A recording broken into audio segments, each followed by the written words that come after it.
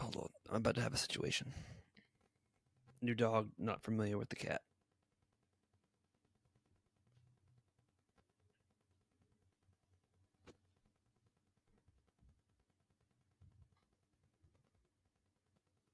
Just gotta make sure nothing happens. Mm-hmm. I feel like it's about to happen.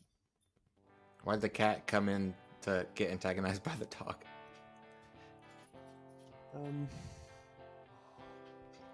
Great question. Hardy down. It's about to get bad. I know. Hardy down. Off. Shit. What's going on, everybody? Welcome back to another episode of the Born2BNerd Podcast. My name's Ethan. My name is Lance. And we're just wondering how you doing.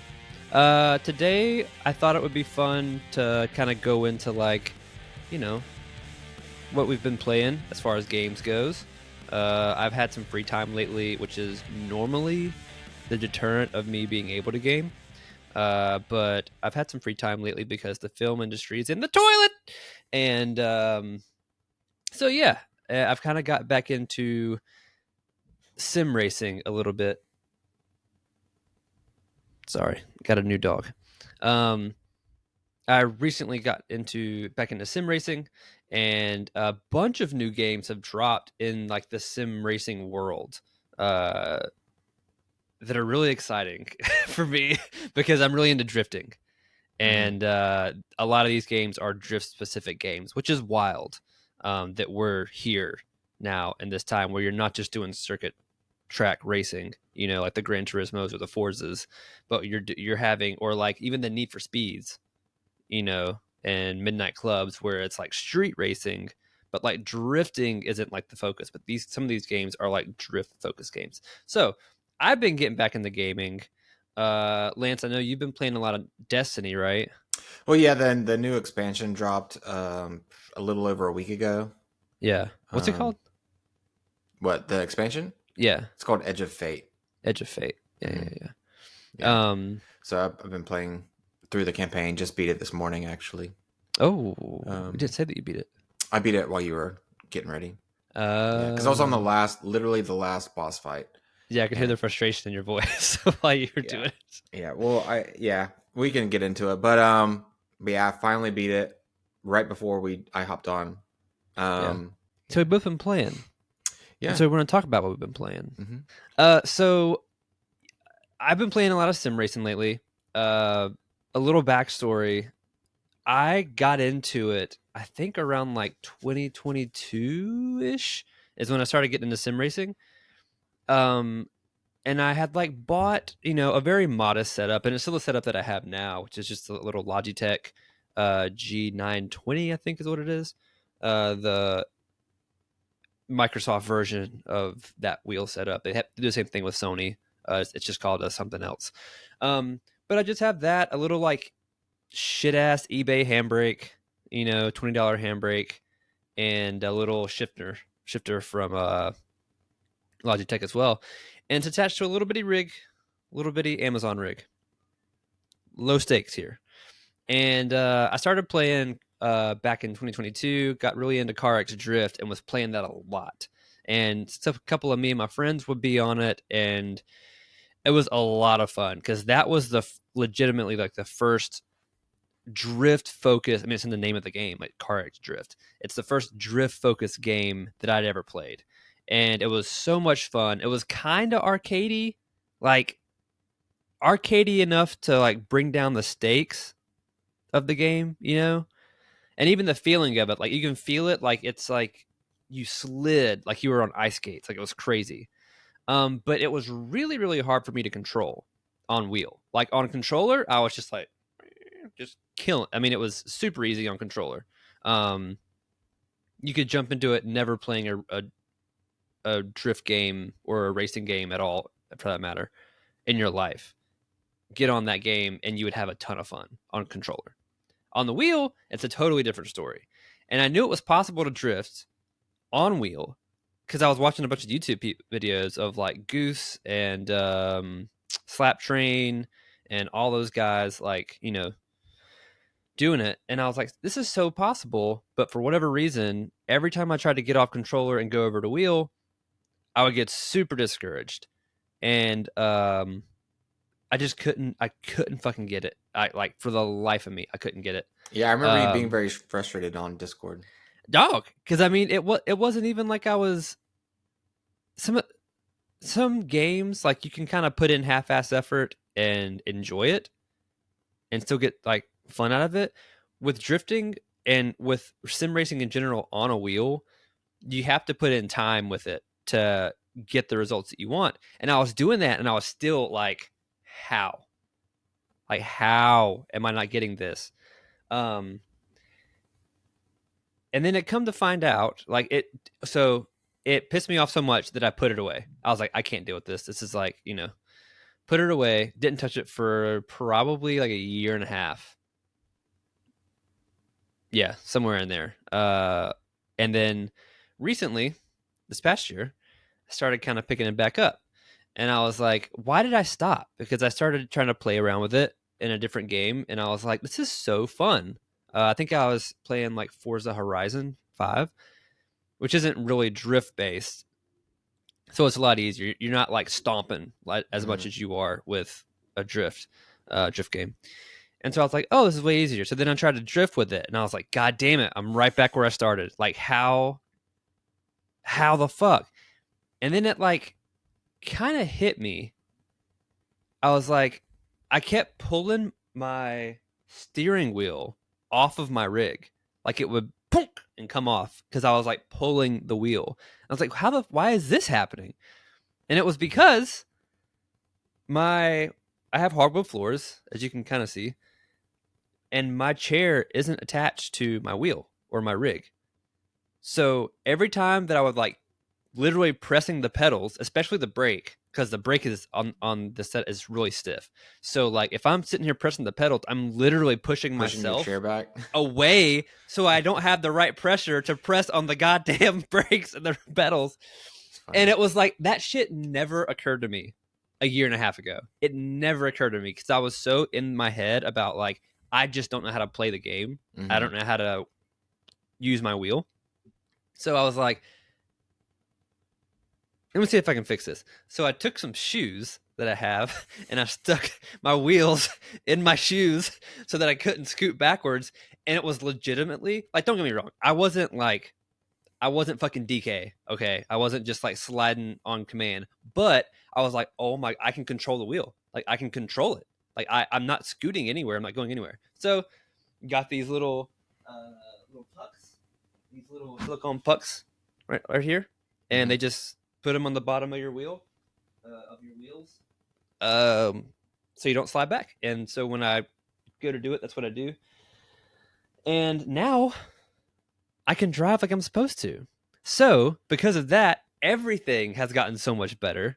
Like every single input, every single time I drift feels better and better and better on any game. So, right. So I'm also playing, I've kind of moved on from CarX Drift because the new CarX Street came out, right? About a year or so ago.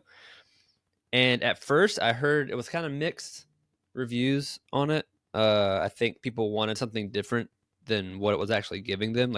Or also maybe it wasn't a complete game. I think a lot of companies do that now. Like a lot of developers, they kind of release games that are not complete, that really are early access games as complete games. And I think that's what happened with CarX, because you could see the potential there. It just wasn't there. So I never really touched it. But a year later, now, it's fun as fuck. Like, it's so fun. It's a huge open world map, and the topography on it is like so distinct with the areas that you can go to. So you've got like the main area where you start out at, which is like the city. It's very Need for Speed Underground. I don't know if anybody like played that a lot. I played the fuck out of that game when I was a kid. Need for Speed Underground and like Midnight Club 2 and Midnight Club 3 Dub Edition. Like played the hell out of those games. And so the city layout is very much like those, right? But then you have this like intricate highway system that goes all the way around the map, and it connects you to all these different places where like you have over the top corner, you've got like circuit track racing where you can do actual circuit tracks, and then over here is like longer mountain roads, and then like down here on the west side you've got a shit ton of toge roads. So when you want to get sideways with you and your buddies and your S13s and your GTSTs and your S50, whatever you want to drive, you can go to the toge roads and just cruise, man. It's so cool. It's such a well-designed game. It's not perfect, like no game's perfect, but it's so fun. The experience of it is what's unreal especially for how cheap it is. I mean, I think you can get it for like $25, which is insane. Yeah. And the car library in it, I think that they basically just ported over all the cars to date that they had for CarX. They just ported over all those cars to CarX Street. So they're all over there, and then they do updates and stuff. But it's just insane, like the level of tweaking your car that you can do. Like it's not like you just go to the tuning shop and you just like buy engine upgrade, engine package 1, engine package 2, and then you go suspension package 1, suspension package 2, and whatever, tires and wheels. Everything that you do on that game to that car has like effects to the car's handling and how the car drives. Like, I don't know that the body kits do. Retract that statement. The body kits, I don't think so. But you can go into the engine and like fine tune like your rev limiter and all that shit. You can go over to your transmission and go into your gearbox and shorten or lengthen your gear ratios like individually. So like if it's crazy, dude. And then you go over to your suspension and you're like doing rear and front dampeners, and like you're setting your caster and you're setting your angle and everything like that on your knuckles and your arms. It's insane. And then even down to your tire pressure. Like if you want to drift, like you have to have your tire pressure and your tire sizes different than if you would want to do circuit track racing or sprint racing. Mm-hmm. Like it's so crazy. It's so in depth. And then there's like weight reduction kits that you can do to take out different parts. Like it's so wild, man. It's just like, it's very immersive. Yeah. Oh, that's I used to watch those, the Microsoft, Flight, or no, Microsoft Air or something. I forget what it's called. The airplane simulation game. Oh, like flight simulations. Yeah. Microsoft Flight Simulator. Yeah. Okay. And like, yeah, just those simulation games, man, they're crazy. Yeah. Especially like the more advanced that we're able to like, or people are able to portray that into a video game where you can actually make those settings affect the game itself is pretty crazy. Yeah, it's wild. Especially because like in terms of like developers, like I forget who the developers are of CarX, but they're a very small team compared to like Microsoft and who does Forza, or like over at Sony with the developers that do like Gran Turismo, like massive names, right? And I think that CarX Street honestly gives a more personable experience than like Forza Horizon does. And that's crazy because like Forza Horizon's a really good game. Like it's just, there's a little bit more, I want to say like it's a little more down to earth than like Forza Horizon is. Because Forza Horizon, it almost gets like Tony Hawk's Underground kind of vibes. Because you're not just like you're out in the Baja, or 5, you're out in the Baja, and you're doing like, you'll be doing fun races and what seem like normal races events, but then all of a sudden they'll be like, time for a photo op. Let's do Mustang versus Mustang. And you're like, okay. So you go to this event and it's like you flying in a Mustang. You have to get a Mustang and you have to like fly over a Mustang, like a plane Mustang, like from World War II. And so it's like you're just launching your car into the middle of nothing to try to come over the same time, just for like the photo op thing. And it's like, what the fuck? Like, I don't.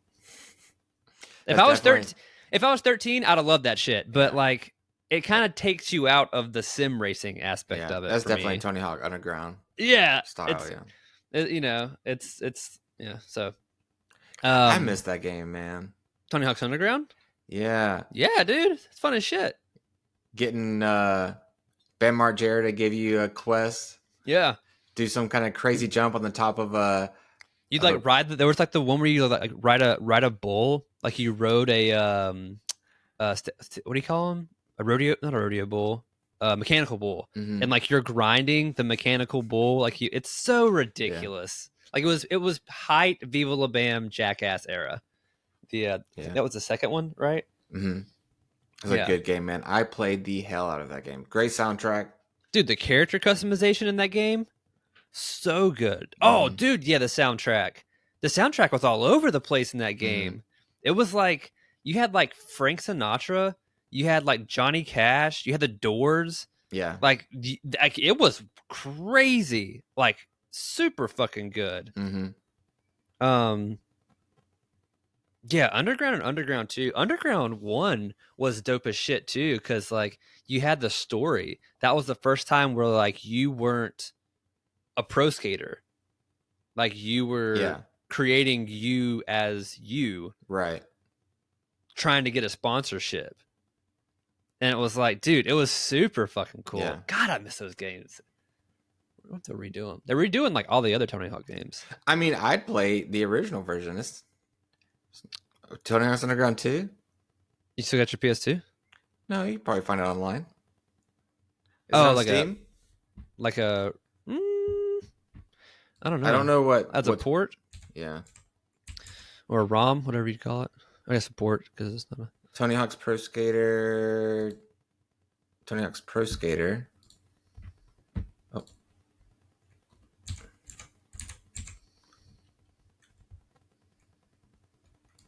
I see Tony Hawk's Pro Skater 2, Tony Hawk's Pro Skater 3 and 4. Don't see. Are those the new ones though? Like the not remastered, but what do you call them? Revamps? Maybe reboots? I don't know. Because I still have Underground and Underground 2 for PS2. I just don't have my PS2 anymore. I think that's it. Yeah. No, yeah. So I left my I don't have my PS2 anymore because my piece of shit friend Logan, we used to do P90X together, and he didn't have a DVD player over at his house. And I was like, well, I'll just bring my PS2 because you can play DVDs on it, and we'll just do it in your garage. So we were doing P90X in his garage, and I wasn't playing my PS2 at the time because this is like 2011, 12. And I was like, I tell you what, I don't want to lug this bitch back and forth. I'll just leave it over here because we were doing P90X together like every day in the summer. I'll just leave it over here.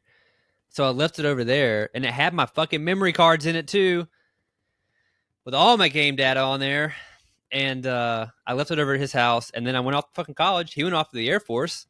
And a couple years later, I was like, dude, you know what? I want to get my PS2 and play some games, like, you know, whatever the fuck I wanted to play. Like, I probably wanted to play like Budokai 3 or something. And so I called him up. I was like, hey, can I swing by your house and pick up my PS2? And he goes, oh, dude, I'm pretty sure my dad like gave that away. I was like, you what? He's like, yeah, my dad went through the garage and totally cleaned that thing out like 2 years ago. I was like, oh! How someone can be so unapologetic about someone else's item being lost is... Dude. He's a shit ass too. He was like, "You shouldn't be playing video games anymore, anyway, bitch." I was like, "You piece of shit." I was like, "What the hell is wrong with you?" I love him, but he's an asshole. So yeah, I don't have my PS2 anymore, and I wonder how much are they, like, for like the not the thick ones, but like the slims they came out with, like the second gen. Yeah. Uh, Those were pretty affordable when they came out. Oh yeah, that's why I was able to get it. 120. That's at GameStop. 129. Okay, $50 from eBay. All right. Yeah. All right. That's not bad. Not terrible. As far as the sim racing goes, are you planning on making any upgrades to your to my rig? Yeah. I want to.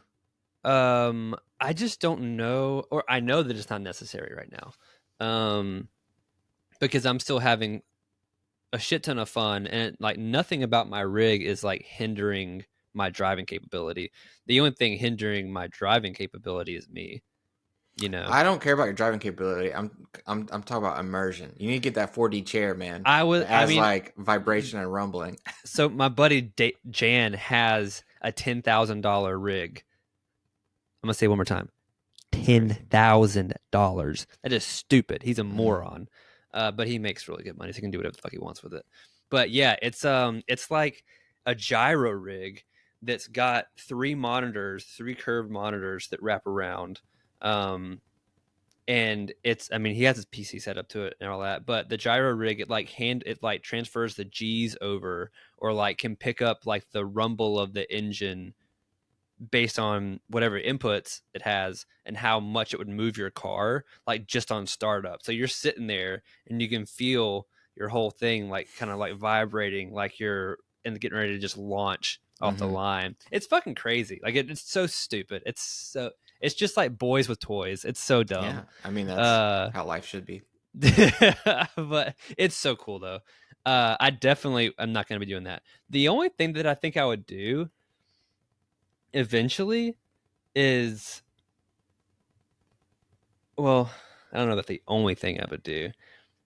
The G29 is not a great wheel, like at all. It's very much an entry level wheel.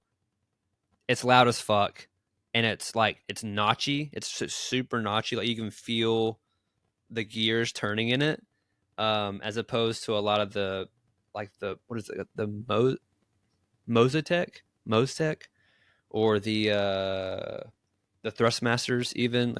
That was my nickname in college. Thrustmaster, yeah, I'm sure. Those have higher tiers, I think, than the Logitechs do. So, maybe eventually switch over to a different setup. And if I do that, I'm probably going to have to get a different rig, like a different skeleton to hold it all together with. Those things are just expensive. Like it sucks. Like mine's like $75 from Amazon, and it does the job. I just don't have anywhere to store it. Like if I got a big rig like that, like it'd have to stay here, like permanently, pretty much in front of my computer, and I don't want to do that. Whereas the one I have now can like fold and collapse, like it's like that, it's like that. And when I don't want to use it, it can just go shoot like that.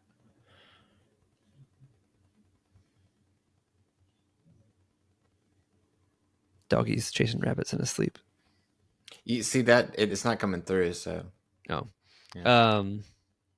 But yeah, so maybe eventually that, but nothing right now. I'm having enough fun with what I'm doing now. Yeah. What was that game? Go ahead. No, go ahead. What was that game that you were showing us yesterday? The Japanese one. Oh, JDM Driftmaster. Dog. That's like tailor-made. That game is like tailor-made. Have you played it yet, or did you just get it? I haven't. No, I didn't buy it. I probably will, just because it's at a good price right now. It's on sale.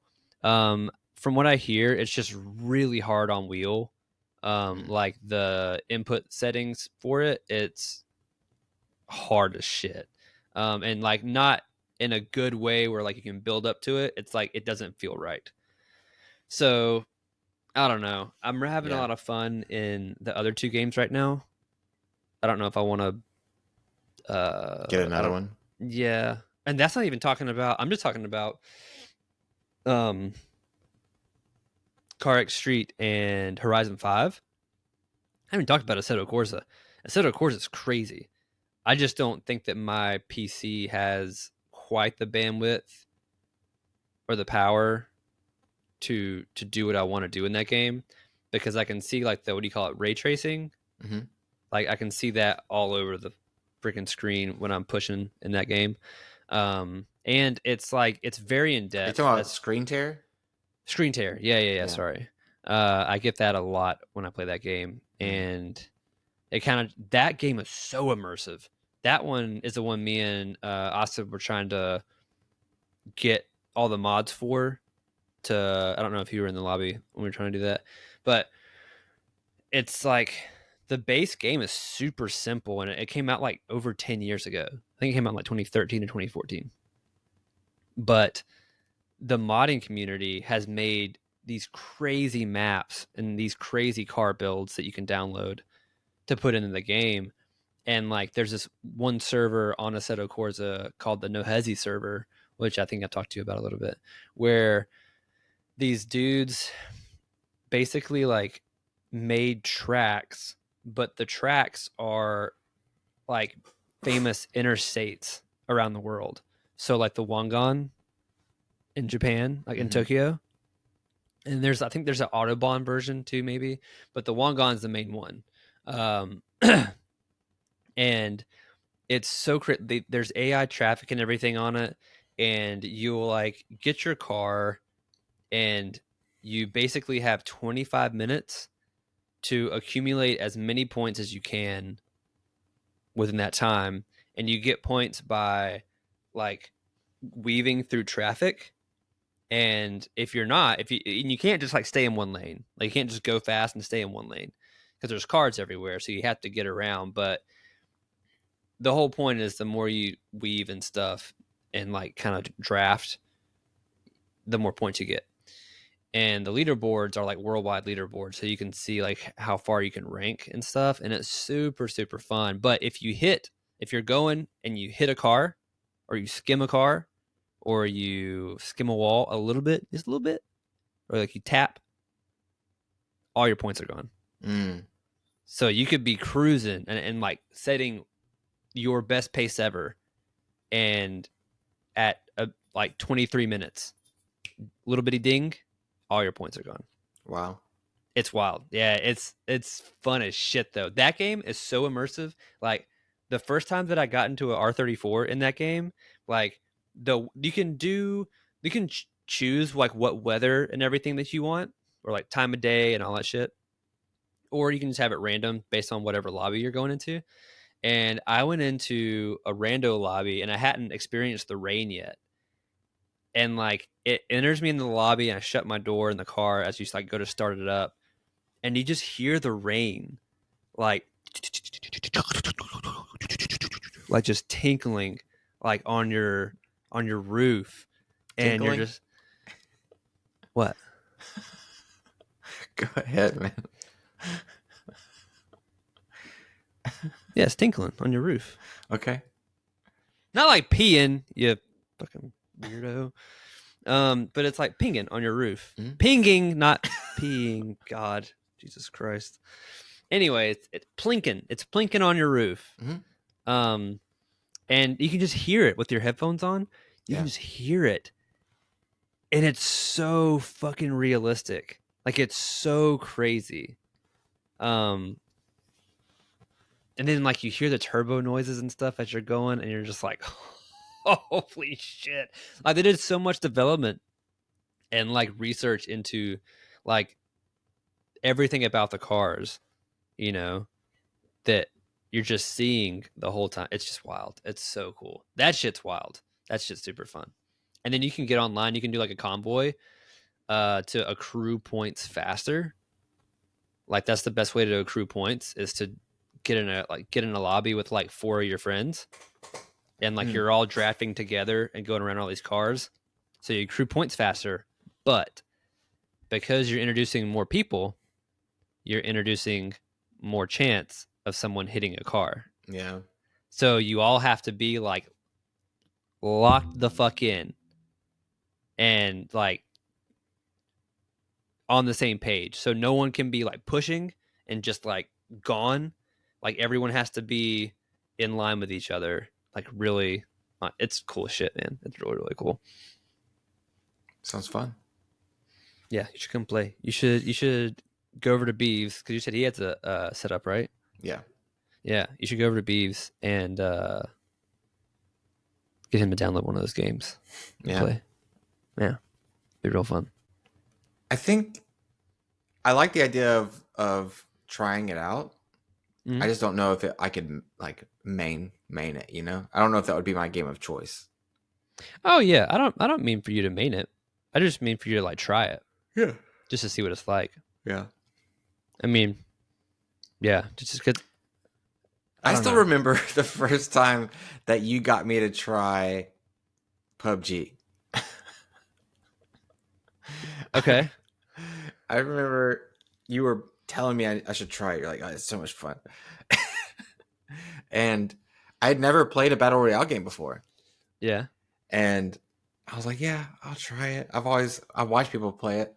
And I remember I had the shotgun and I ran to that shed and I was trying to open the door, but I fired the shotgun and it sounded so real in my ear. And I was like, God! I think I remember that. Yeah. That was like the first apartment that I lived in when we moved down here. Yeah, I think I do remember that. That's funny. I forgot all about that. Now look at you. Now you're the only one of the two of us that plays shooters anymore. Yeah. Yeah. But yeah, I'd like to try it sometime. Seems fun. I used to play like Need for Speed or something back in the day. Long time ago. Yeah. Yeah, that's the cool thing about like again like Car X Street is that it like straddles that line between being like a full sim and also being like an arcade, like a simcade, where you have like the street racing type thing, like of Need for Speed and Underground and all that, and then you have like the Forza Horizon thing as well. So yeah, I remember we used to play. Me and my brother used to play the hell out of the Need for Speed, whatever the one that came out when I was in high school. And like Most Wanted, maybe. I have no idea. Or Carbon? Was it Carbon? That doesn't sound familiar. I remember we drove like our favorite car was the Audi. We just like him and the R8. Maybe. R. Yeah. It's just the Audi, the supercar looking one. Maybe. And the Audi and the. This was a long time ago, so I'm not going to remember. But I used to like me and my like cosmetic obsession. I would just sit there for hours building a car, just customizing your car, dude. Yeah. Doing the skins and stuff. I remember I had the Lancer that I had all souped up with the cool like it was like this Land like Evo. Yeah. It was like a mecha, some kind of like I don't know if it was a mecha girl or what, but like on the side of it. It's sick. I used to love that game. But before that, we played like, what was it, Off-Road Fury? The like four-wheeling dirt bike game. Okay. Used to love those games. That classic one, everyone knows what I'm talking about. That game where you could just ride off into the distance off the map, and it was just like you're in the desert and you're just like driving through hills. Talking about Cruising USA? What are you talking about? I forget what it's called. 4x4 something maybe. I don't know. But Nitro. I feel like people who are like early gamers would know what I'm talking about from the early 2000s. What was from early 2000s? Okay. Yeah. You just like you're on like there's like a four-wheeler one. There was a SUV. You just drive. Is it called ATV? Maybe, yeah. I think it was ATV. Yeah. Yeah. Is it ATV Off-Road Fury? Maybe, yeah. That sounds familiar. Off-Road Fury, yeah. You just drive off off the main map into the desert and just like yeah, to, ATV like, hit Off-Road Fury, yeah. That's try so to make your guy funny. go flying. I forgot all about this game. And it would just play. It would play like butt rock and stuff. So you just be like listening to butt rock, just driving your four-wheeler. Oh yeah, I'm sure like the this is 2000. When did this come out? I'm sure like all the soundtrack for all 2001. Yeah, it was nothing but like Creed and Nickelback and shit like that. I forgot all about this game, dude. Yeah, man, that was our game. It's so funny. Because that's when we were actually into that stuff. So I was like riding four-wheelers on the weekends and stuff like that. So how are you liking Destiny then? Now that you've beaten it, what is even to do in Destiny now that you're done? Right? Because yeah, well, like, does it have a pretty big post game like after each season, or I guess it's not seasons, it's expansions? Yeah. So the thing with Destiny is, you're basically power grinding and gear hunting. So right now, I just beat the campaign so that I can the new planet or new destination or whatever. I can start doing higher level activities on that planet to get stronger gear, basically. So I'm trying to get the best weapons, the best armor, power level up. Because I'm like really low level. I'm not even at 200, and then it goes to 450. But it reaches like you get capped, right? So you go like I don't know what the power caps are, but there's a certain power cap. Let's say it's 400, to where after that, it's like really hard to get to 401 and 402. Rather than right now, I'm at like 178, 180, and like I'll be at 190 in like just a few like a 30 minutes or something. But you get to that point where it's just like it gets exponentially harder to level, but the gear is better and things like that. So that's kind of what you do after that. But they have events a lot, so we're doing what's called the arms race or something like that. It's just the arms event where it's like hand cannon focused. So they released a new hand cannon that shoots like a shotgun, and everyone's like doing the event to try to get better hand cannons. Things like that. Solstice starts next week, which is a summer event that happens every year. New cosmetics, new weapons, new activities, things like that. It's just an MMO, classic MMO. Shoot 'em up MMO though. Yeah, it's PvE and PvP, so you can go against aliens or you can go against other players. Yeah, but yeah, I remember like I haven't. I guess I played a little bit of Destiny 2. But I remember playing more of Destiny 1. So, yeah, I still have the video on Instagram of you playing Destiny 2 on release night. Oh, okay. Because I was editing a video and watching Recreators, which is a fantastic anime. And then you were playing Destiny 2 at the same time. So we were like in the room together. In the first apartment. Yeah. Yeah. Yeah. Okay. Yeah. And that was Destiny 2 at launch was awful. Yeah, I remember I was super let down. That's why he stopped playing. Yeah, I was like, this is a new game? Yeah. But they did if memory serves right, they did another expansion like really quick because of that, right? And it was a good one. It was the House of Wolves or the Witch Queen or something like that. I think the first one after the Red War campaign was Shadowkeep. Shadowkeep?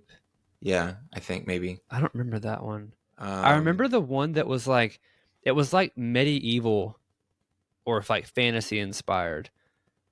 I think it was called like something of Wolves. Or like House of Wolves. Am I stupid?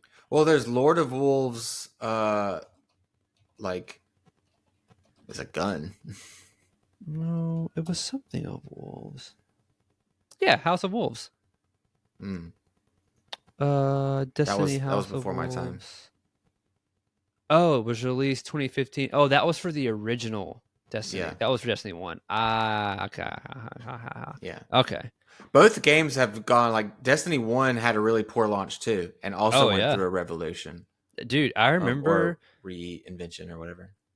Destiny, the first Destiny was the last midnight release that I went to. Mm. And I remember being like super bummed Yeah. about that. Wait, hold on. I might be lying. The last midnight 2014, release. right? I don't know. I didn't play D1. I only played D2. One.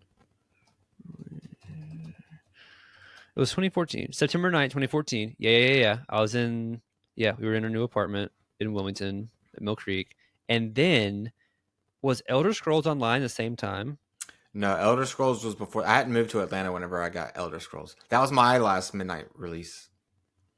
Was Elder Scrolls Online. We played for 30 minutes and then I haven't touched it since.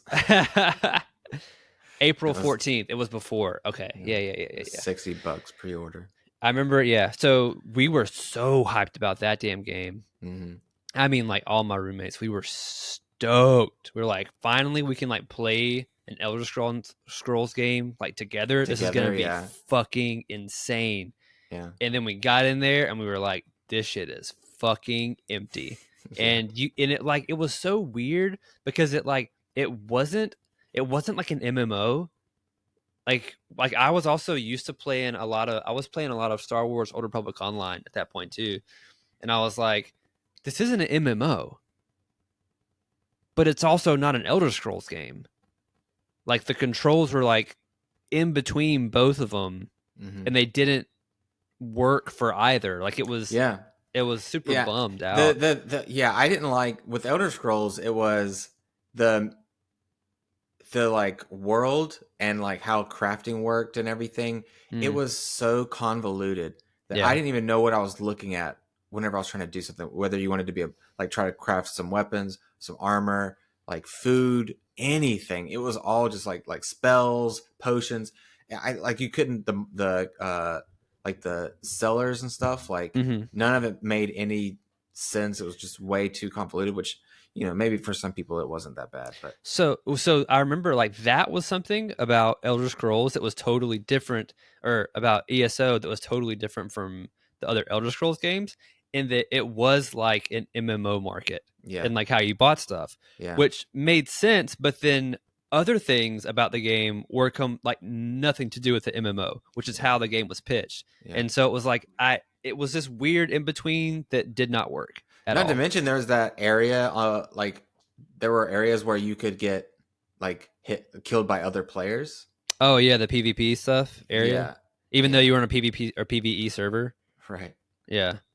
God damn, the trailers for that game were so fucking good though. Yeah. I don't know if it's any better now. I know like some DLCs have reportedly been really good, but a bunch of them had. I think I tried to revisit it a few years later, and it just didn't grab me like I wanted it to. Yeah, I think what everyone wants is a Skyrim style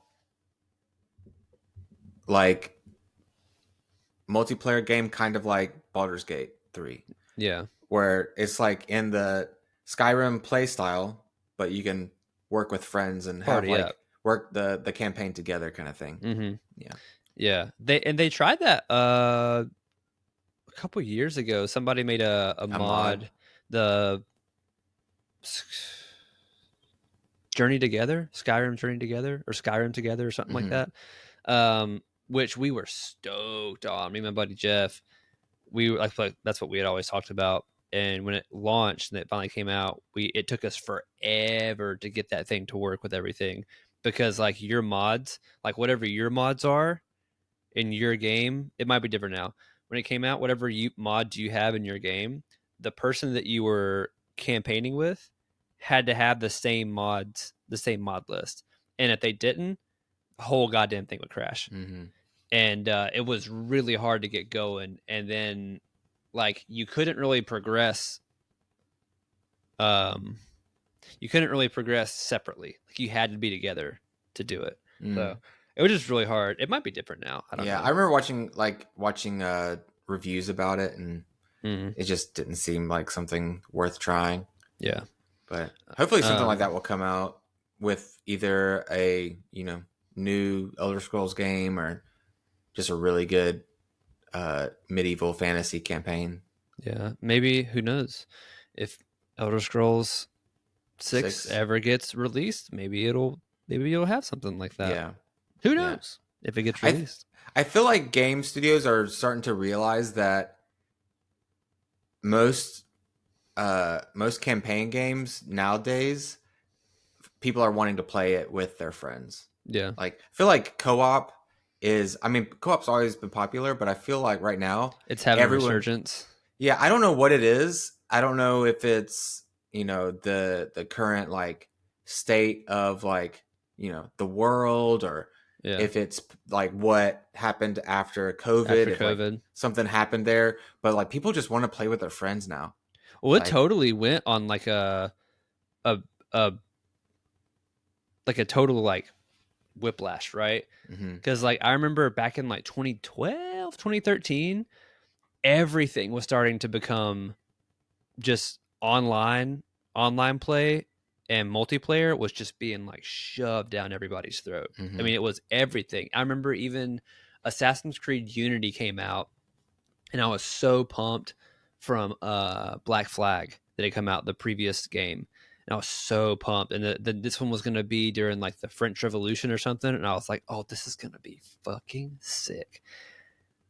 And that game was hard garbage. Like the multiplayer aspect of that game, because it forced you to do missions with other people. Like you had to do it. I tried it a couple times, yeah. Yeah, it did not work. If it was an option to do it, like you could have your characters in a single player lobby or whatever, single player thing, and then if you wanted someone to come in and have somebody do it, that would be fine, but that's not how it was set up. And it was just not good. And then like I remember Titanfall, I loved Titanfall, but the crux of Titanfall is that there was no story. The entire campaign was online. But the entire campaign was just you fighting other people in killer deathmatch. Like that's what it was. They fixed that in the second game. The second game is great, so underrated. But yeah, multiplayer was being just like totally shoved down everybody's throats. And then something happened with that where people were like, I actually just want to be left alone, like in a big open world by myself in this great environment. And so you had a bunch of like the Spider-Man, the Horizon Zero Dawns, the Red Dead Redemption, like so many games. Yeah, Last of Us, God of War, that were just like these huge single player open world games. And I still love those games. But sometimes I think with a lot of these like fantasy type games, I think it is super fun. And maybe it is like what you're talking about. Something happened with COVID of like having to be segregated for so long, that now we are really coming out of that mindset and being like really wanting to express our love of games or whatever with other people. Yeah. Well, I think, and also these studios have changed how they utilize co-op, Yeah. I think, around that COVID time was when those first few party games started getting big, like Among Us, and these other like party games. What's it called? The Beast.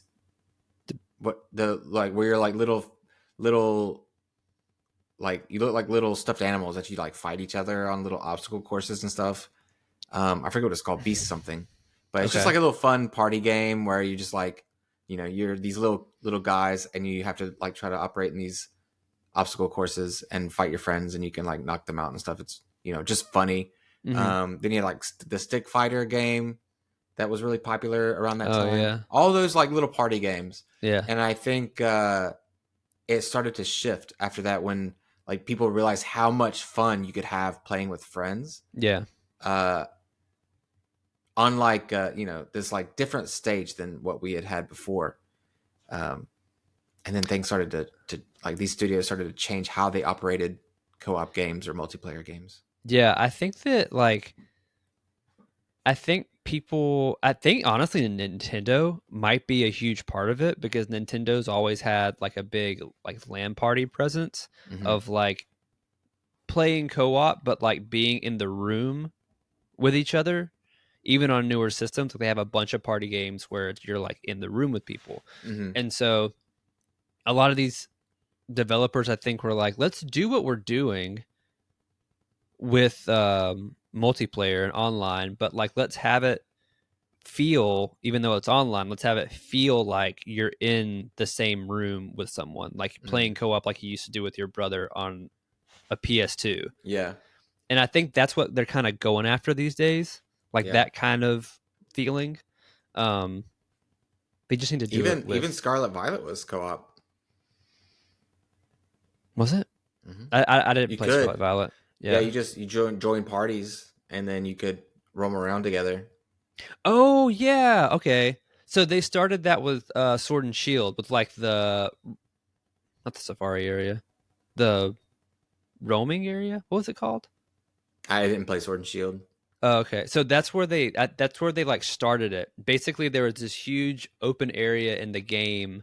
What the fuck was that called? Where you could go in, and it was basically like entering an online Mm. lobby where but that's where you did the raids. And like you'd go into the caves and do the raids and all that shit. But you could go in and interact with other people in there. It was cool. It was Yeah. way different than any other Pokemon games that I played. Yeah. So Yeah. That's the thing now, playing these games like Destiny and not having anyone to play with is yeah, rough. Yeah, because the things I could do if I had people to play a with in Destiny. dedicated team. Yeah, I haven't been able to do a single raid. We tried doing some raids last year with Joey and them, and it was awesome. I finally got some raid gear, some armor and stuff, but we didn't beat the raid because there was only 4 of us. Where like raid you use 6 people, Yeah, so we were undermanned, and we're also new to raid, so we were kind of getting wrecked. None of them had in-game gear or like had done any research on um like gear synergies and things like that. So yeah. we just kind of got wrecked, and then they, as always, they all lost interest, and I'm just left alone. And Yeah. the LFG thing where you like party up with strangers, I don't know. I've thought about doing it just so I can play, but there's a lot of game modes where you have to communicate. Mm. Like this person has to shoot these certain tiles, and you have to tell them which tiles to shoot because only you can see it. So you have to be Okay. like, "Hey, shoot this one, shoot that one," and that means I have to talk to people. And I was just like, I don't wanna, I don't wanna, because man, people get toxic, man. Oh, People real get fast. toxic. I remember. I remember the lobbies. I Yeah. remember doing the first, like my buddy invited me to a raid with his friends. He had a clan, and he invited me. He's like, "Hey, we're doing the Last Wish raid. If you want to do like the final fight with us, we're a man down." I was like, "You know what? Sure, I'll join you." And the clan leader was getting me started while everybody was getting ready. So he was like showing me how to do. You have to like go to this like wish panel kind of thing and like shoot these icons in a certain order to get the right wish so that you can enter in the right part of the raid. Yeah. And bro, he was being so toxic. I almost left right then and there. Like he didn't know me, and I didn't like he didn't know anything about me, and he was treating me like I was going to sabotage the entire raid. He was like, Yeah. "Don't step on that." I was like, "I literally am just standing here, man. I'm not touching anything." And he was just being and then he fell asleep during the raid. Like we're like playing, and all of a sudden you just start hearing him snoring in his mic. And I was like, "All right." We beat it, it was kind of like the last bit was kind of easy and everything, and I got like the like in-game chests or whatever, and I was like, I'm never doing this again. Yeah. Yeah. It sucks, man. It's hard, like finding your pod, like Yeah. finding a squad that like you jive with. I was just talking to my friend Melissa yesterday. We went to go ride bikes, and she was like, yeah, she was like, I don't know if you've noticed, but like her husband Jake, she was like, me and Jake ride very differently, and so when on group rides, we don't we don't partner up at all because our riding styles are very different and how we attack everything are very different, right? She was like, that's why when you into, she's like, the more you get into it, the more you'll find your riding style and you'll find people who ride like you. And she's like, once you find that fucking unicorn, you don't let them go. Mm-hmm. She was like, that's why you see all these people on YouTube and in their videos, it's always the same people that are in their videos, because once you get that group of people that ride how you ride, that's it, and you're not going to find it again. Mm-hmm. And so it's kind of the same thing with like gaming, man. Like you find those people who are like, especially games like Destiny, you have like tanks and DPS and heal. Do you have healers in Destiny? No, not necessarily. Like you have, so if you're talking about like doing a raid, you would say the well, like the Warlock's Well of Radiance, Oh, that's okay. the healer. Okay. Technically, yeah. But you have like your classes and your roles, and you Mm-hmm. have to have people who are comfortable within those roles, who know how to play that role, Right. not just to progress them, but to progress the team. Right. Yeah. I couldn't Yeah. jump into a Titan build and work it properly. Yeah. And so like finding those people who can all work together like that shit hard. Yeah. That's really rare. It sucks, man. It sucks. I feel like I'm not now. I think I'm the only person I know who plays Destiny now. Even my buddy Trevor, who is the person who got me into Destiny, Yeah. who has played probably I think since D1. Like he's been a big Destiny player. Like that was his like kind of like one of his identities, you know? Uh-huh. Even he's gone. And now I'm all alone. I wish that I could play with you. I just don't when I say I'm not good at shooters anymore, I mean like it is frustrating My question would be why do you think you're bad at shooters? because I know I'm bad at shooters. Like Because every what time I go to play a shooter, I'm just like, dog, I got nothing. Like I like understand when it comes to PvP not feeling like you can compete in that field, but why do you feel like you couldn't compete on a PvE level? by PvE, you mean like raids and stuff like that too? Yeah, I mean it doesn't have to be something as in game as raids, but yeah, just against like NPCs, you know, like monsters and stuff. I mean like waves type stuff. Maybe I could like still pull it off and like I could get my bearings a little bit again. I don't know, man. I just suck. At I what? just What do you at suck at? shooting, Like what? Hitting in your a target, game. being accurate? Yeah. Yes. Yes. And then like I'll so like when we were playing Apex for a bit, Mm-hmm. like I was really enjoying Apex. Mm-hmm. I really liked the battle royale style of it and everything like that. It was super fun, and because it was built off of Titanfall, I was like, I'll give it a shot, Mm-hmm. and I liked it. I really enjoyed playing it, and I like playing with you. Um, but it was so fucking frustrating when I would be like, I go to the practice, whatever you call it, the practice area, and I'd Mm-hmm. be like, Shooting all right, range. yeah, shooting range. I'm like, okay, dude, I think I'm fucking warmed up. I'm killing this shit right now. And then I Mm-hmm. go in and I'm just getting murked the fuck up. So Like again, game that's after PvP game. though. That's PvP.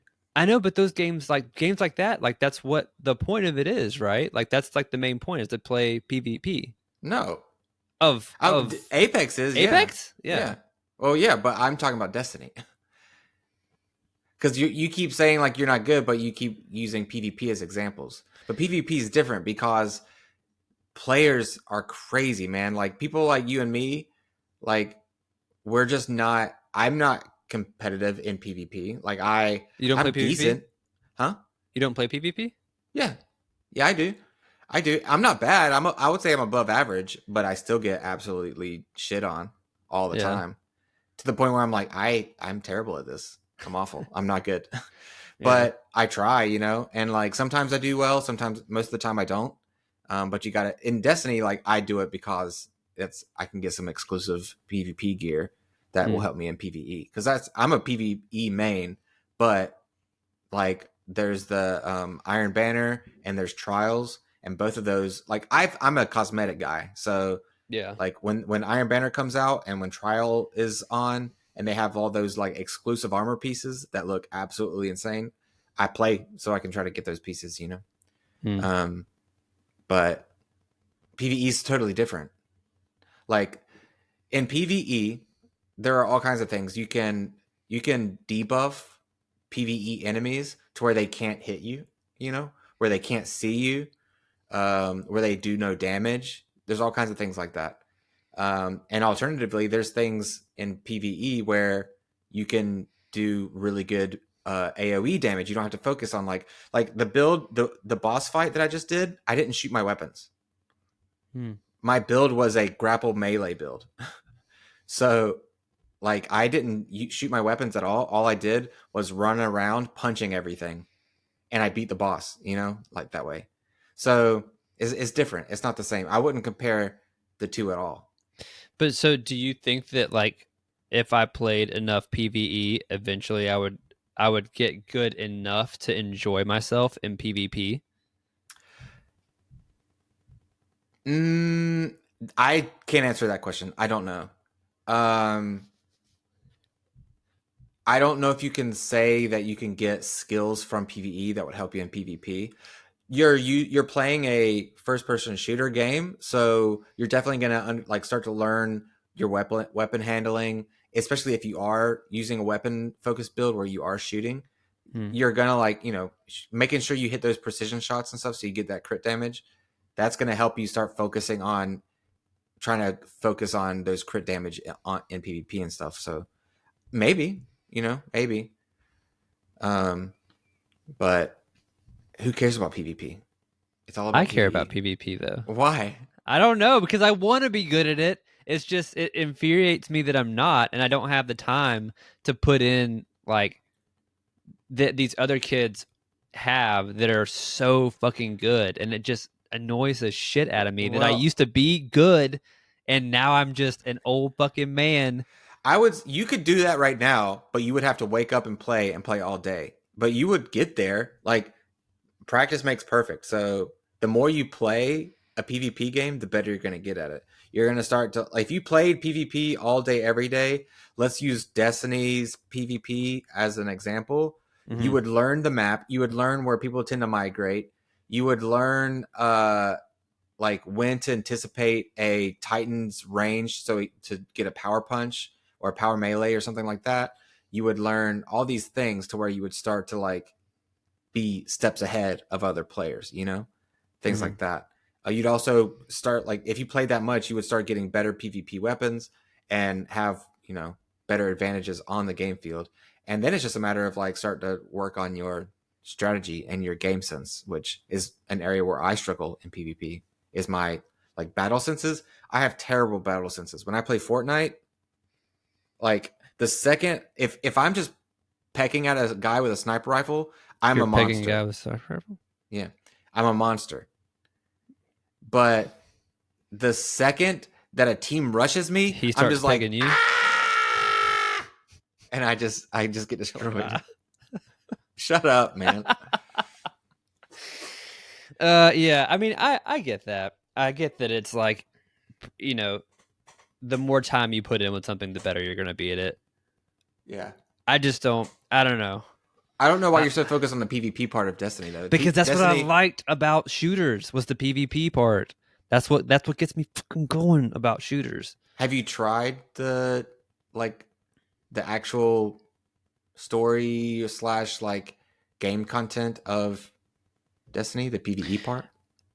Not in a really long time, like we were talking about earlier. Like before, it felt so. To one of the also the reasons I quit playing Destiny for me, it was like I felt like I wasn't engaging with the story. Now, this is a long time ago, so I don't. It probably changed, but the story wasn't engaging for me, and Mm-hmm. so it felt like all I was doing was just like hunting loot, and that doesn't really fulfill me anymore of like just hunting loot. Like I have to have something that makes me care about it. Yeah. Well, I'll say unless it's a PvP focus game. And then, well, I would say the good thing about Destiny is that they both work together. You know, like you play PvE, and then you like unlock different rewards, different tiers, or whatever. Like I finished the campaign, I got the new exotic armor piece, and then you take that and you go to you level up with the campaign. So now I'm at 200. I go to PvP and I start playing PvP. That gives me the weapons to go back to PvE, start doing some in-game content. It goes back and forth, and kind of you just like work with each other to keep playing. But yeah, I don't know. I don't know.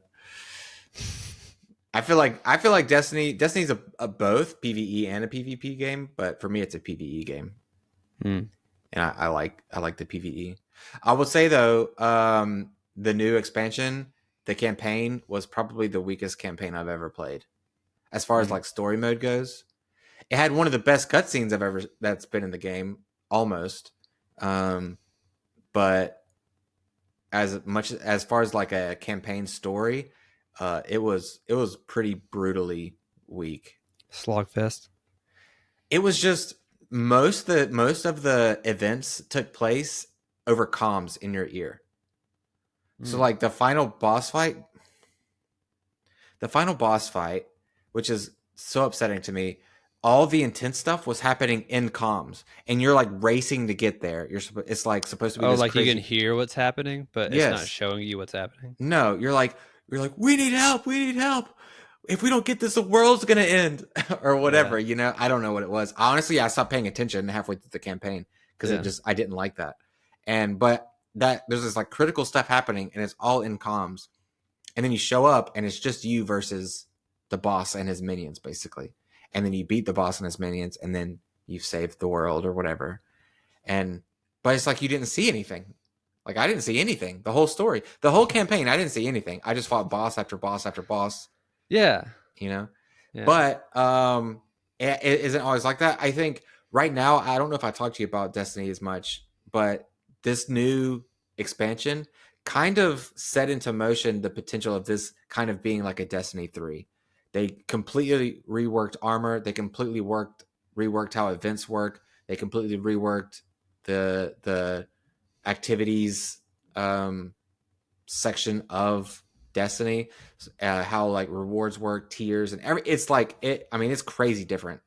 But so I think maybe they just had to go for a weaker campaign, kind of like they did when D2 first launched, where the campaign was weak, and then all of a sudden they kind of set the groundwork for the game, and then the next update was just a mind-blowing change that just kind of set the like story part, the part that grabbed everyone, into motion. So I'm hoping the next expansion, which is in 40 days, that's going to be the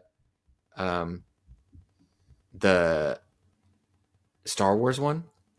Oh. Yeah, that's the one I'm hoping is going to be absolutely insane campaign and like bring everybody back in. I'm hoping. But we'll see. Because, man, when the like Witch Queen campaign... I remember Witch Queen. Yeah. That was incredible. It was such a fun campaign. The Throne World was a like gorgeous destination. Design was crazy, really creepy and eerie. Hold on. I'm about to have a situation. New dog, not familiar with the cat.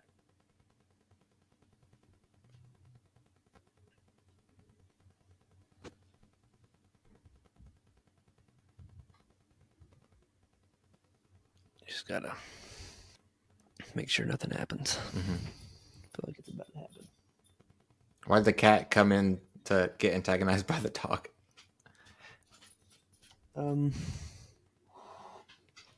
Great question. Hardy down.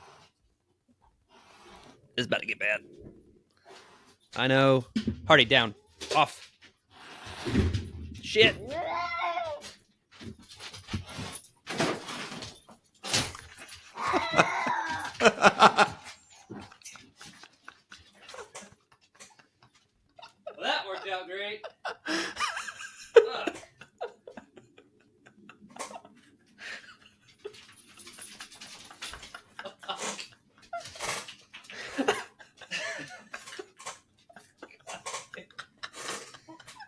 Yeah, that hurt, dude. Cut the shit out of me. God damn. Well, shit. Look at that. Mm-hmm. Dude, that sucks. Fuck. Cat cuts hurt.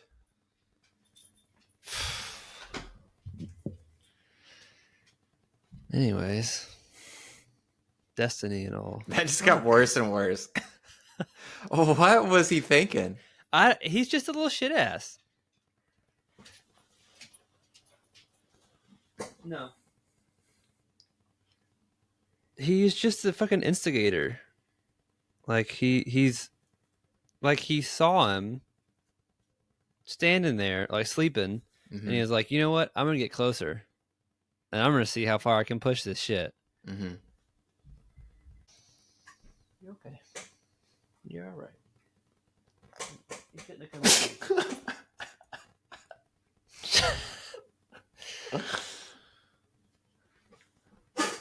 I'm gonna have to cut that out.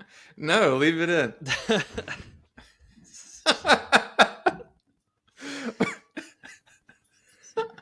Look at that, dude. Yeah, it's just the hissing turning into the yelling. Whoa! Whoa! Oh God. Jesus.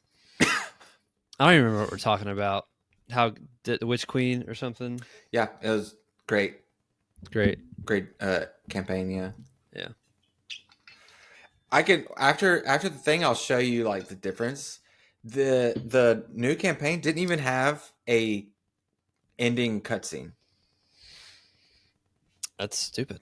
Like there wasn't I beat the anticlimactic. I beat the final boss, which I like was curious if it was gonna be the final boss. And he didn't have a cutscene entrance. I beat him. There was no cutscene outro. I met the campaign leaders, like the people that I was working with. They had some dialogue. They said thank you. That was the end of the campaign. I was like, cool. I don't know.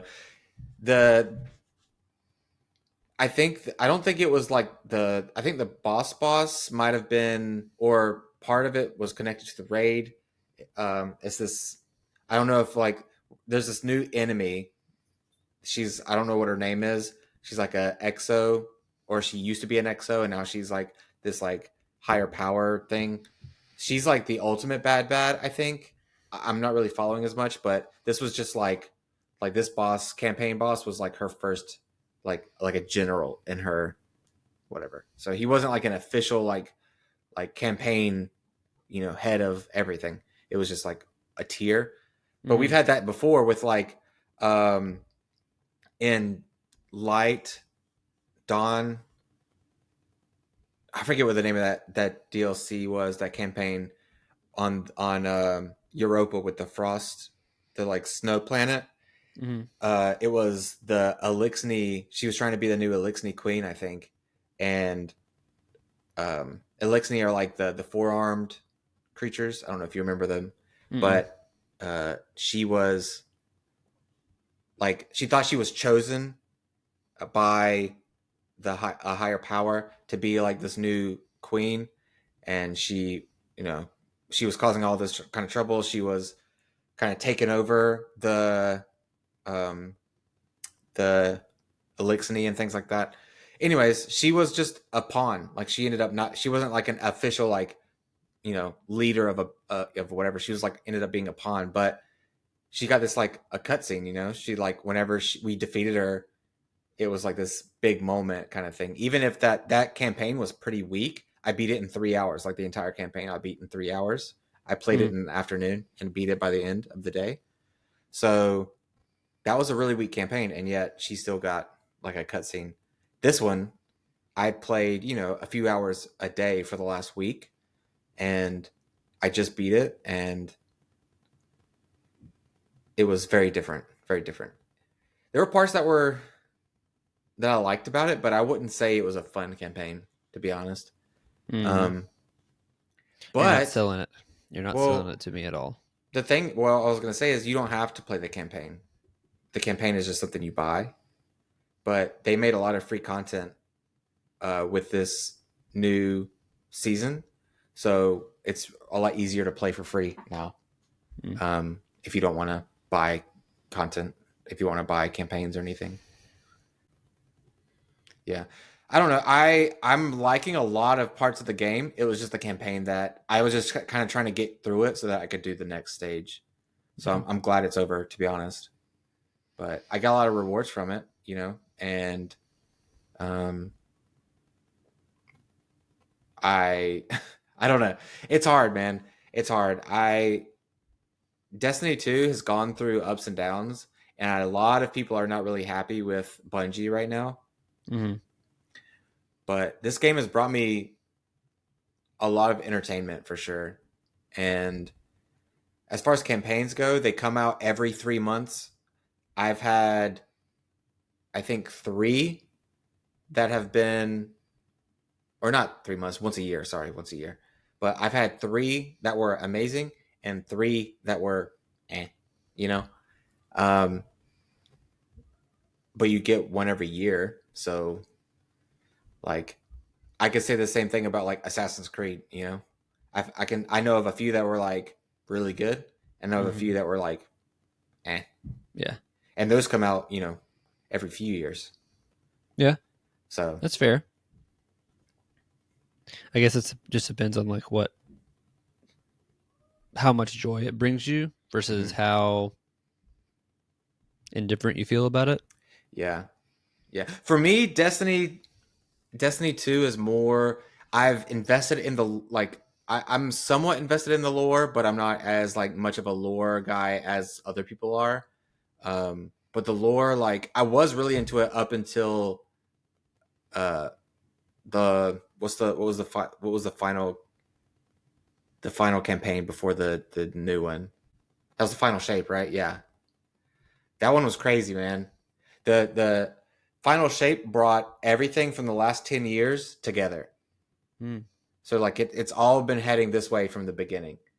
And then now this one's called The Edge of Fate, right? Yeah. The Final Shape, Edge of Fate. So the Final Shape, that was incredible. And everything came to a close. We actually beat the final boss. That final boss scene, that was crazy. That's the first time they've ever done this. The final boss of the Final Shape was a multiplayer final boss fight. And it was open multiplayer, not like your fire team. Yeah. Like it was, the boss was like this, like the boss was the size of like a moon or something. And we were fighting it as like a fire team of like 16 people or something. Just everyone's just like doing what they can, you know? And it was almost like, I've never done anything like that. It was so fun. I had such a good time. I remember like, because the final boss fight was scheduled for that. Like the campaign was the campaign, and then it had a stopping point. We're like, this is as far as we go. And then on this day, they launched it so that we could finally go in and fight the boss together. They never did anything like that. It was so much fun. I remember as soon as like I was texting my friends, are like, are you ready? You gonna do it? You know, and as soon as I got done, I texted them, I was like, that was so much fun, you know? And it was sick. But I think a lot of people, like, that was the end of that story. And a lot of people felt like that was the end of Destiny, you know? But I'm hoping that they somehow they managed to like start a new story that's just as compelling, you know? Yeah. I think it was called, they were the Arrivals. I can't remember what they were called. The people that were like the head of everything. It's been a while since I played that, but so good. The last good one though. Yeah. Well, yeah, that was last year. Year before, I can't remember. Last year, year before, I can't remember. Year before, it was the year before because I was still in Atlanta when I played it. But yeah. Last year I didn't play at all. I skipped all of last year, and I just started playing when I pre-ordered, or maybe 2 months before I pre-ordered Edge of Fate. Just because I was missing it, and The thing is, for me, is I love the cosmetic, like, character creation, like, not the character creation, but like I The armor love creation and everything. I love the armor transmog. And I know that's like a silly reason to play a game, but Destiny 2's gear is so good. Like, their armor is so good. And it's practical, so I feel powerful in my game, you know? And I've played other MMOs where I don't feel like I can get powerful enough and also look cool. I don't know. The problem with it is that I know I have a very biased opinion. So, and I know that my love for Destiny comes more for the amount of time I've put into it rather than it just being a genuinely amazing game, which I think it can be. And I think there are some really like unique, amazing things about Destiny. But I know it's still a controversial game when it comes to the common player. Yeah. I mean, if it makes you happy and you enjoy the game, like that's all that really matters. Mm-hmm. Like it does. It just makes it harder when like a game base is split like that. Mm-hmm. Again, that adds to how hard it is for you to find someone to play with. Yeah. And the problem is that I get it. Like, I can't really like fault anyone for like bailing on me or not wanting to play with me or whatever. Cause I'm like, yeah, I mean, I get it. But it's one thing that I've played for 9 years now, and I've invested a lot of money. Yeah. A lot. Yeah. A lot. How much more are you willing to invest, though? That's the thing. I plan to keep going. Yeah. Well, you can. You totally can. But I spread it out. I play other games, you know. It's not like it's my only game, and it's a game that no one plays. I mean, like I said, as long as it brings you joy, like, who cares? Yeah. When it stops bringing you joy, then you should. Well, that's why I took the last year off. Yeah. Because after the final shape, I tried playing the new season, and it was just awful. It was just awful. It was plain. It was empty. Like, it felt like corporate led content, you know, just like trying to push stuff out to make money. And I was just like, I was not about it. And that sucked because that was some good ass armor, but it just wasn't worth it to me. And I bought it. So I already paid for it and I still didn't play it. That's what sucks. Yeah. Yeah. That's the one thing about season passes in any game that I never like. If you don't get it all, it's gone. Yeah. After that time period. Yeah. Even if you pay for it. Yeah. I think there should be a time gate to where after a certain time, like after the season's over, if you didn't get it, if you didn't make it to the stuff, they just send it to your inbox, you know? Like, if I spend $20 on a season pass and I'm not able to finish the season pass and the season ends, I should still get the armor and stuff that it was going to reward me. Like, I paid for it.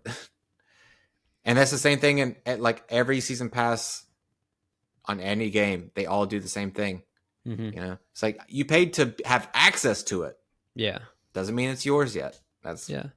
Well, it's yours as long as you put in the hours. Yeah. You got to put in them hours. Yeah. I'm not a big fan of the season pass system, but I pay into it. That's for sure. Yeah. We all do. It's hard. That's the gaming model these days. Yeah. This shit hurts.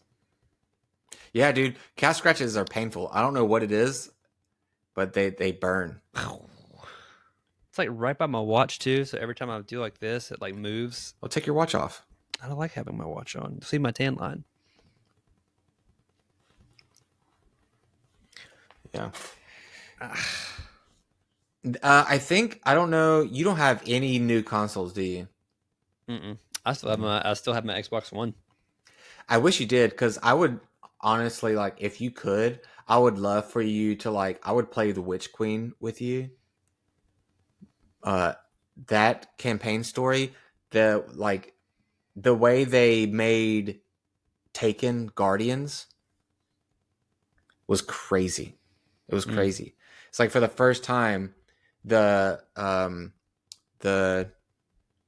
what's the traveler, the like planet that provides you light, all of a sudden started giving light to the Taken, which were the enemies for the longest time. And you're like, why has the light chosen to give, or why has the traveler chosen to give light to the Taken? So that you got these like guardians. They have their own ghosts. Taken with ghosts? What? It's so sick. So sick. And Iching worked on that trailer. That trailer's sick. You just see that like bony ghost flying through this like swamp. Oh, it's sick. It's sick. But yeah. That was a hard final boss too. Savathun. She was tough. She's a god. But you can still go back and play it. Like as long as you bought, but I can't play it. So well, that's what I was gonna ask. The PlayStation, Sony made all old expansions free to play. Oh. Yeah. So does it cross-platform? Yeah. Oh, okay. All right. Yeah, it's cross-platform. Yeah. It's not free cross-platform, so it's not free on Xbox. But it's free on PlayStation. There's like a PlayStation promo because Sony owns Bungie now. Oh, does it? Okay, I didn't know that. Yeah, it bought Bungie for like 1.4 billion or something like that. So it owns Halo now? Or is Halo still going to be I don't think Bungie owns exclusive? Huh? Is Halo still going to be a Microsoft exclusive if they ever do another one? I don't know anything about Halo. Isn't that Bungie? That's Bungie. I thought that was Bungie and Activision, right? Yeah. Yeah. Is Halo done? I don't think they put out a Halo game in a long time. I don't know if Bungie owns Halo anymore. I never like I played the Halo games for the first time a few years ago. Yeah, that's Bungie. Yeah, I don't know. But I don't know the last time that they does Bungie still own Halo? No, Bungie does not own the Halo intellectual property. While Bungie created the original Halo games, Microsoft acquired the rights to the franchise. I see. When they acquired Bungie in 2000. And then when Bungie became independent in 2007, Microsoft retained the rights to Halo. Okay. That's wild. That is crazy. That's crazy. It's like we created something and then someone buys us and then we're like, we're going to go over here. They're like, well, we're still keeping all that We shit. still keep that. Sorry. So that's crazy. That is wild. I didn't know that ever happened. That's funny. Oh. Well, I got to wash this thing out. Yeah. Do you it's in there now. good? You took too long. It's in your bloodstream now. You're gonna wake up with whiskers. Catch fever. I'm gonna turn into a Khajiit by the third moon. Yeah, you're gonna be a Catman by the morning. Wares for sale. Okay, everybody. I think that's gonna do it for today's episode of the Born2BNerd Podcast. Thank you so much for tuning in for another one. Lance, where can we find you? Born2BNerd YouTube, Born2BNerd on Twitch, Born2BNerd on TikTok, Born2BNerd all platforms. Hell yeah. And if you want some motovlog content, you can check out my Throttle Fox Moto channel. Other than that, guys, thanks for tuning in, and we will see you in the next one.